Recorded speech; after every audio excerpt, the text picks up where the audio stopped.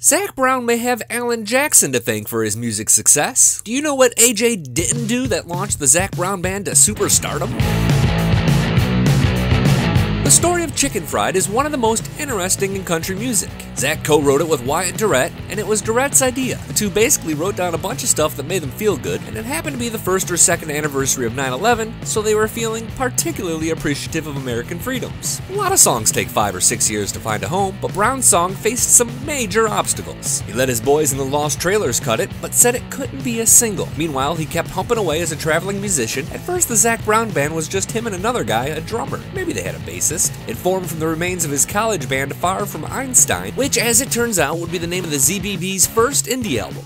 It was slow going at first, 200 shows a year for about as much money as you can stuff in a coffee can, so when he heard the Trailers version of Chicken Fried on the radio, he was ticked. He more or less shut it down, kinda killed their careers for a few years, and then threatened his own because he'd just taken on Sony, which is like if David faced Goliath without the sling. Zac wasn't just a picker and a singer, he was classically trained and went to college on scholarship. This 11th of 12 kids was raised on classic rock, but in his hometown of Dahlonega, Georgia, he learned some bluegrass. Older brother Wen taught him. A quick note about Dahlonega: there are about 5,000 people living in this sleepy mountain town, but they've got a lot of active alumni.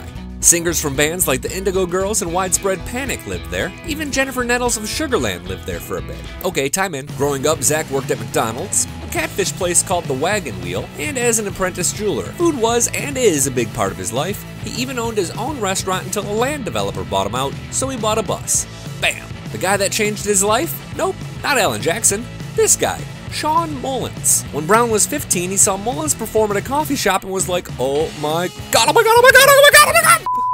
Suddenly he knew he wanted to be an American troubadour. Fast forward some. The Lost Trailers can't have Chicken Fried because Brown wants it, but someone else is interested? Yep. Alan Jackson considered the song, but eventually turned it down because he'd released too many food songs in a row. Finally, the ZBB released their version, and it slowly became a hit, arguably one of the best of the millennium. Years later, Jackson would get his chance to play with Zac. They'd sing on As She's Walking Away together and star in a pretty cool music video. Give a thumbs up if you think that's the best Zac Brown Band song, or tell us what is in the comments section below. Zac takes care of his Georgia folk. Much of his growing band is from the Peach State. A bunch of the artists on his Southern Ground label are from Georgia. Did you know he originally called it Homegrown Records, but changed it for legal reasons? It almost seems like he's sticking it to someone by calling his second indie album Homegrown, and then releasing a song called Homegrown.